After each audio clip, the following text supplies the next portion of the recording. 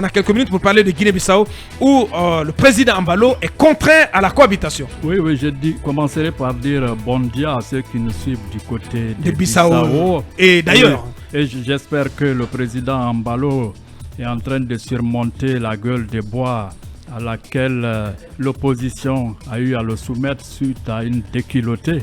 C'est vraiment une déculottée. Hein. Hier, c'était l'écart est grand. C'était une élection législative.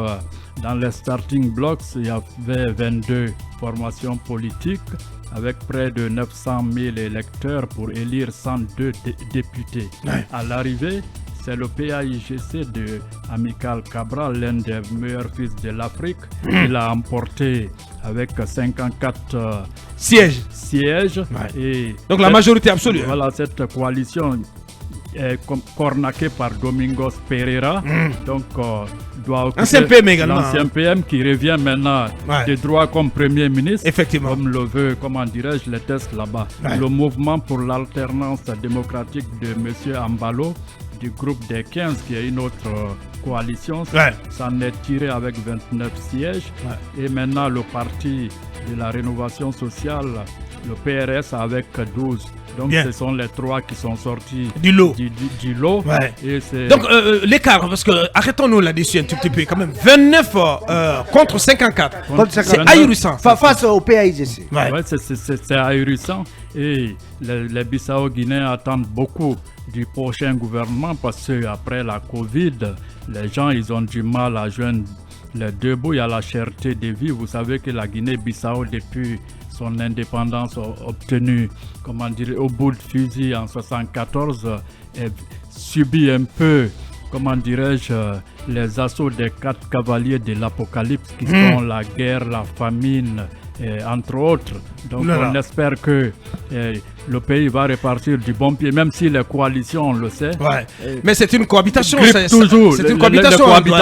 Ça va être très compliqué. Voilà, ça grippe toujours la machine. On connaît les rapports, la nature des rapports entre Domingos et Embalo. Ça va gripper davantage la machine. C'est la mort dans l'âme qu'Embalo va accepter en tout cas de nommer Domingos à ce poste de Premier ministre. Maintenant, ça grippe toujours la machine et ça fait que celui qui conduit le char, c'est-à-dire le président, dans nos républiques, arrive aussi à prendre le dessus. Parce qu'il a quelque part une manne, ainsi de suite, il peut aiguiller, il peut jouer sur ça. Donc finalement, le Premier ministre, et si ça chauffe, on pourrait aussi arriver à une dissolution. Donc pourquoi pas.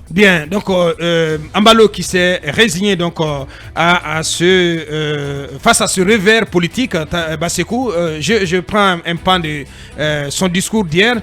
Je félicite PAI Terra Ranka pour la victoire et la confiance que le peuple lui a donnée. Il parle du PAGC. En respectant ce résultat, je nommerai le vainqueur des élections législatives, Domingos Simons Pereira, Premier ministre. J'avais pris la décision de ne jamais le nommer. Un bon politicien doit savoir parfois reculer. Nous n'allons pas cohabiter, nous allons marcher ensemble. Donc a affirmé Embalo qui donc se coltine ce revers politique.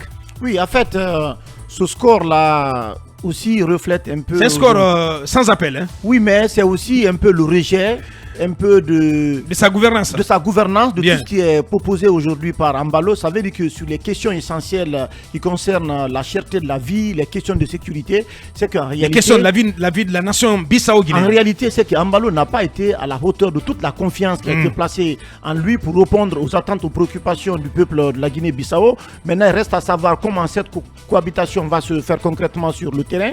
Mais aussi, ça veut dire qu'il doit beaucoup plus axer ses efforts aussi sur son pays, parce qu'on le voit très dynamique sur les questions présent sur la scène internationale, sur la scène internationale. Pendant ce temps, il y a des problèmes chez lui. Je pense qu'il va concentrer l'essentiel de ses efforts sur les questions de gouvernance, le développement de son pays. Merci, pourvu qu'il laisse le gouvernement travailler en toute tranquillité.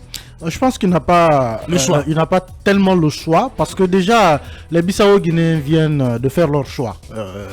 C'est clair quoi. c'est dire que Ambalo, voilà, c'est une politique qui ne leur convient pas. Et ils ont pour la prochaine présidentielle, c'est un mauvais présage déjà pour Ambalo. Ouais. On peut estimer qu'il est sur la sellette. Bien. Surtout que dans le système politique bissau-guinéen, où toujours des cohabitations de ce genre ont conduit à des crises, Parfois des coups d'État, ouais. je ne m'attends pas à ce qu'il soit poussé à la porte. Parce que vous avez déjà une opposition qui prend un tel dessus au Parlement et qui vous retrouve à la primature, elle peut vous pousser à la porte. Parce que, encore une fois, les Bissau-Guinéens, c'est un choix clair qu'ils viennent de faire. Un choix très clair. C'est quand même un choix sans ambiguïté, sans équivoque. Sans équivoque. Il est de près de 50% en retard par rapport au PAIGC. Bien entendu. C'est un gros signal. Bien, on peut dire que c'est bien fait pour Ambalo, Yaray. C'est le peuple qui s'est exprimé et il faut respecter cela. C'est choix. Mais vous avez entendu Ambalo dire que il reste le président de la République. C'est comme s'il sonnait l'alerte par rapport à tout ce qui va désormais se passer avec Domingos. Mais il a dit que nous n'allons pas cohabiter, nous allons marcher ensemble. Donc c'est quand même un propos rassurant. Oui, si ça se matérialise. C'est rassurant, mais s'il met l'accent sur le poste de président de la République, ça veut dire justement il reste le boss quand même. Que c'est un homme qui n'est pas prêt à se laisser faire, ça quand même il faut le dire, parce que Ambalo de nature, il est très impulsif et voilà, je pense que ça va être un peu tendu, même si pour le moment il tient un discours rassurant, mais il faut voir cela si toutefois il va continuer avec la même volonté, le même tempérament. Merci, cabinet. Non, moi j'ai envie de m'accentuer un peu sur la validité en fait des élections. Vous voyez, c'est quand même une élection qui est organisée avec un président de la République qui a perdu. Il faut rappeler que c'est qui a lamentablement perdu. Et c'est dans les mêmes conditions que Ambalo fut élu. Vous vous rappelez? Ça veut dire que voilà, on peut attester de la crédibilité de ce scrutain législatif en Guinée-Bissau. Effectivement. Pour Emmanuel de dire que c'est bien possible d'organiser des élections crédibles et sérieuses et les perdre. Exactement. Et les perdre quand on est au pouvoir.